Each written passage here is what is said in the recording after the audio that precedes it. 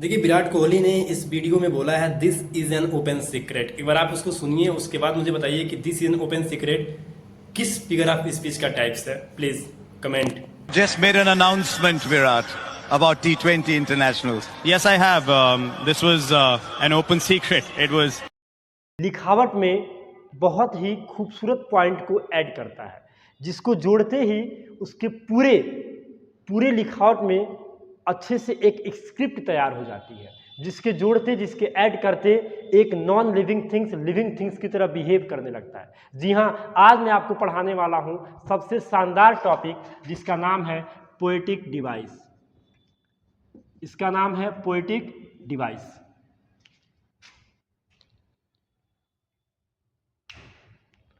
Okay, poetic device, जिसको हम figure of speech के नाम से जानते हैं, जिसको हम सब फिगर ऑफ स्पीच के नाम से भी जानते हैं। फिर से मैं आपको बता दूं, पोएटिक डिवाइस, खैर ये एक ऐसा यंत्र है जिसके माध्यम से पोएट अपने किसी भी पोयम में कहीं ना कहीं से वो चार चांद लगा देता है, उसको जोड़ते ही वो उसमें एक जान सी आ जाती है। तो वो कौन कौन से पोएटिक डिवाइस हैं जिनको हमको पढ़ना है, जो हमारे एग्जाम के लिए बहुत ही क्रूशियल रोल निभाने वाले हैं, वो कौन कौन सा फिगर ऑफ स्पीच है, आइए जानते हैं। सबसे पहले हम सिमली पढ़ेंगे, सेकंड मेटाफर पढ़ेंगे। Simile, metaphor, personification, hyperbole, oxymoron, alliteration, anaphora,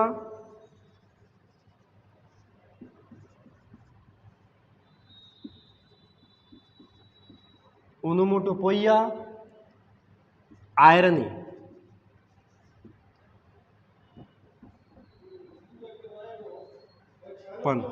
ये 10 फिगर ऑफ स्पीच हैं जिनको हमको पढ़ना है। मैं फिर से रिपीट कर दे रहा हूँ, simile, metaphor, personification, hyperbole, oxymoron, alliteration, anaphora, onomatopoeia, आयरनीपन। इनसे ज़्यादातर क्वेश्चन बोर्ड में रिपीट किया गया है। जो रिपीटिशन होता है इससे, ये वो फिगर ऑफ स्पीच है जो ज़्यादातर रिपीट किए जाते हैं। और उसके पहले मैं फिर से एक बार रिपीट कर दूं, व्हाट इज पोएटिक डिवाइस। तो पोएटिक डिवाइस एक ऐसा वर्ड होता है, एक ऐसी एक डिवाइस होती है जिसकी हेल्प से कोई भी पोएट, कोई भी राइटर अपने लिखावट में उसको डेकोरेट करने के लिए जब उसको यूज़ करता है तो पूरे उसकी पोयम, पूरी इसकी लिटरेचर सेक्शन जो होती है पूरे अच्छे से डेकोरेट हो जाती है। ठीक है, तो ये 10 आप फिगर ऑफ स्पीच हैं, 10 पोएटिक डिवाइस है जिनको आप हम सब मिलके पढ़ेंगे। तो आप सबसे पहले क्या क्या पढ़ना है उसको नोट कीजिए, फिर हम एक एक आगे बढ़ते हैं।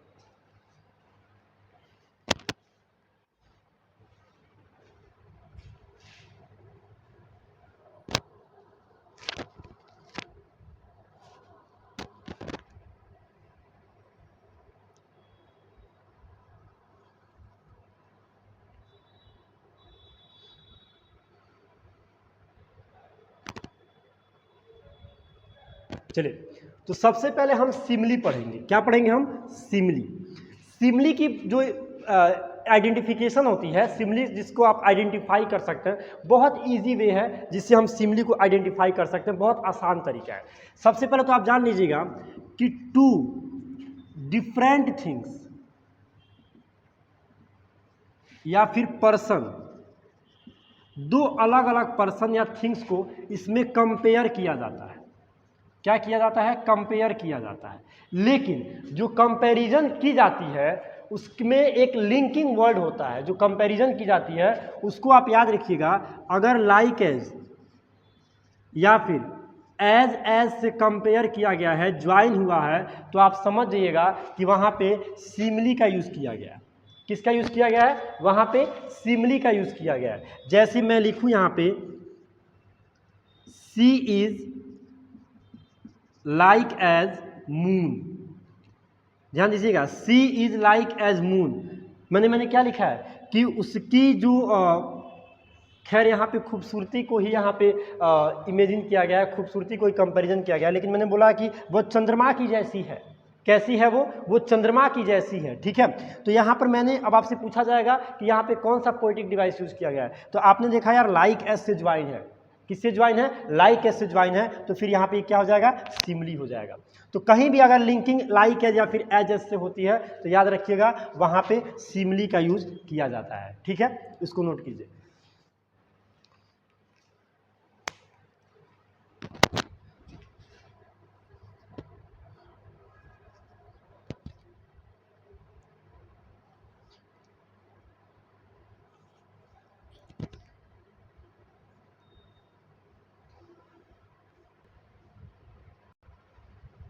चलिए, तो सिमली के बाद अब हमारा जो नेक्स्ट टॉपिक है, जो सेकेंड पोएटिक डिवाइस है, उसका नाम है मेटाफर।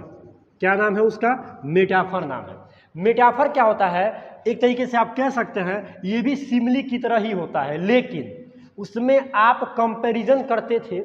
जैसे मैं आपको एक नॉर्मल सा एग्जांपल देता हूँ। सबसे पहले तो मैं बता दूँ, इसमें जो होता है डिफरेंट स्टेट तो होता है, 2 डिफरेंट स्टेट्स होता है, लेकिन कोई लिंकिंग वर्ड नहीं होता। जैसे सिमली में लाइक एज होता था, लेकिन इसमें लिंकिंग वर्ड नहीं होता है। ये डायरेक्ट आपको बोल देगा। उसमें आपने बोला था सी इज लाइक एज मून, ठीक है, यहाँ पे बोल रहा है सी इज द मून। जरा देखिए कितना अंतर है। कोई गया और कंपैरिजन कर रहा है कि वो चंद्रमा जैसी है, और कोई कह रहा है वो चंद्रमा ही है। जरा सोचिए किसकी बात मानी जाएगी। इसका जो इंप्रेशन होगा ना वो लाजवाब होगा, क्योंकि इसने डायरेक्ट उसको चंद्रमा ही बता दिया। ये कह रहा है वो चंद्रमा जैसी है, लेकिन ये कह रहा है वो चंद्रमा ही है। समझ में आ रहा है? तो ये पॉइंट जो होगा ये मेटाफर है।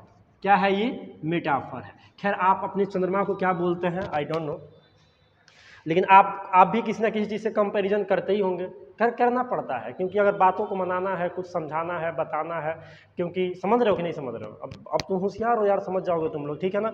तो सी इज़ द मून, वो चंद्रमा है और चंद्रमा जैसी है, बहुत अंतर है बेटा। ये हमारा सिमली हो गया, वो मेटाफर हो गया, ठीक है।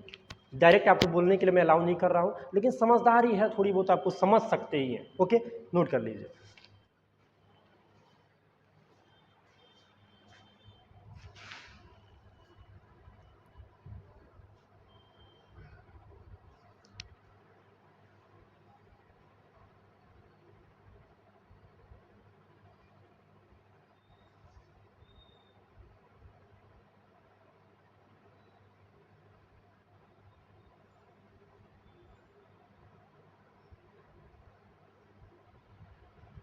चलिए, अब हम आते हैं अब अपने नेक्स्ट टॉपिक पे।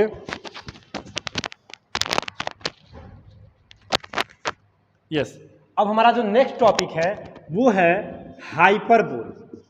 क्या है? हाइपरबोल। भाई साहब अतिशयोक्ति, इतना तगड़ा ये है कि मैं आपसे क्या ही बताऊं। देखिएगा, आपने गाना सुना ही होगा, क्योंकि ये एग्जीग्रेट करता है, एग्जीग्रेट करता है। इतना लंबा चौड़ा चढ़ाएगा ना कि अब समझिए कि ज़्यादातर जो पोएट हुए वो किसी की खूबसूरती का जब कंपैरिजन किए तो कभी कभी हाइपरबोल में कर दिए। सिंगर जब कोई राइटर जब गाना लिखता है तो उसमें हाइपरबोल का इतना तगड़ा यूज़ करता है ना कि मैं आपसे क्या बताऊँ। गाना बना चांद तारों में नजर आए चेहरा तेरा। अब जरा सोचिए, इतना बड़ा हाइपरबोल यूज़ करने की क्या ज़रूरत थी? चांद तारों में नजर आए चेहरा तेरा, मतलब कि स्पेस में जाने वाले लोग यहाँ के साइंटिस्ट भी न बता पाए, और ये यहीं से कंपैरिजन कर दिए कि अब चांद और तारों का रियल में चेहरा उसमें नज़र नहीं आ रहा है, तुम्हारा ही चेहरा चांद तारों में नज़र आ जा रहा है। समझ में आ रहा है? तो इसी को कहते हैं हाइपरबोल, किसी बात को बढ़ा चढ़ा के बोलना। ये क्या करता है? इतना लंबा चौड़ा, वो इतना रोई कि उसके रोने से गंगा जमुना सरस्वती भी अपने आप को कंट्रोल कर लिए। ये क्या है? नहीं बताइए, है क्या? हाइपरबोल ही तो है। मैं तुमको 1000 बार समझा सकता हूँ, 1-2 बार में तो हालत ही खराब हो जा रही है, 1000 बार क्या समझाएंगे। मैंने 1000 बार तुमसे इस बात को बोला है, 1 बार 2 बार बोलिए, 1000 बार काउंट करके बैठे हैं आप। तो इसी को बोलते हैं हाइपरबोल। किसी बात को अगर किसी सेंटेंस में आपको पता चल रहा है कि बड़ी लंबा फेंका गया है इसमें, तो आप समझिएगा वही हाइपरबोल है। क्या है? वो हाइपरबोल है, क्योंकि इसमें एग्जेग्रेट किया जाता है। I have told you 10,000 times. देखिए जरा, मैंने तुमसे 10,000 बार इस बात को समझाया है। कैसे समझाया है भाई? कैसे 10,000 बार आपने समझा दिया? अरे 1-2 बार समझाए होंगे, समझ में आ रहा है कि नहीं आ रहा है? तो इसी को बोला जाएगा हाइपरबोल। समझ में आ रहा है? हाइपरबोल मतलब किसी चीज़ को एग्जेग्रेट करना। इसके बाद की जो टॉपिक होती है बेटा, उसको कहते हैं ऑक्सीमोरन। क्या बोला जाता है? ऑक्सीमोरन। ऑक्सीमोरन का काम क्या होता है कि इसमें दो कंट्रास्टिंग आइडियाज एक ही साथ, टू कंट्रास्टिंग आइडियाज, मतलब एक ही शब्द में एक ही पास दो अलग अलग विचार होंगे, उसी का अपोजिट। जैसे बीटर स्वीट, बीटर स्वीट का मतलब क्या हुआ? कड़वा भी है, मीठा भी है। जैसे वॉकिंग स्लीप, वॉकिंग स्लीप का मतलब क्या हुआ?